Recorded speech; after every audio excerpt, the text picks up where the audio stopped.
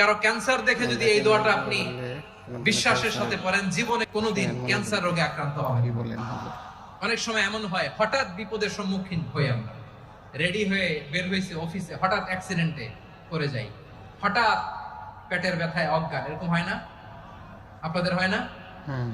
বিষ্ণু ইসলাম বলেন, আকস্মিক দুর্ঘটনার বিপদ থেকে যদি কেউ বাঁচতে চায়, সকাল সন্ধ্যা যেন প্রত্যেকে এই দোয়াটা পড়ে। সকালে যদি 3 বার পড়ে, সন্ধ্যা পর্যন্ত হঠাৎ হঠাৎ বিপদ থেকে সে রক্ষা পাবে।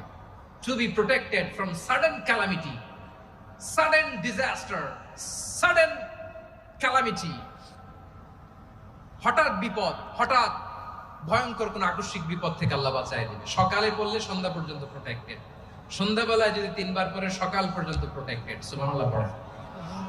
দোয়াটা কি? দোয়াটা হচ্ছে বিসমিল্লাহিল্লাযী লা ইয়াদুররু মা ইসমিহি শাইউন ফিল আরদি ওয়ালা ফিস সামা।